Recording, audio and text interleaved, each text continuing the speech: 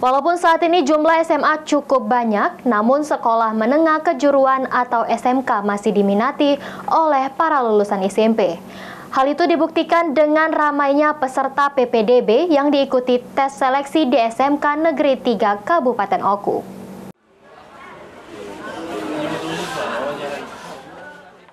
Ribuan peserta didik baru mengikuti seleksi penerimaan peserta didik di beberapa sekolah menengah kejuruan Kabupaten Ogan Komering Ulu.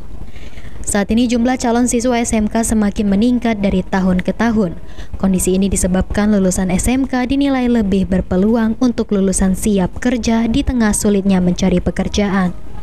Kepala SMK Negeri 3 Oku, Berkat Hanapi, mengungkapkan pihaknya mencari anak-anak yang memiliki potensi untuk mencari keterampilan.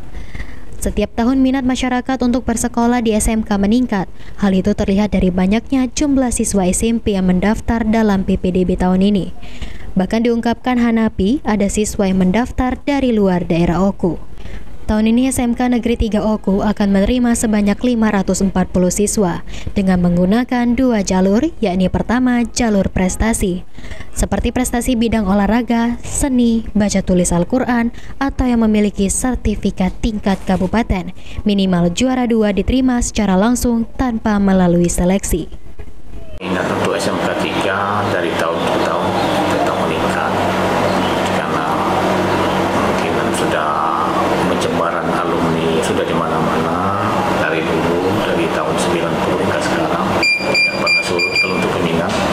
Dan setiap tahun kita berusaha untuk meningkatkan anak-anak itu berprestasi.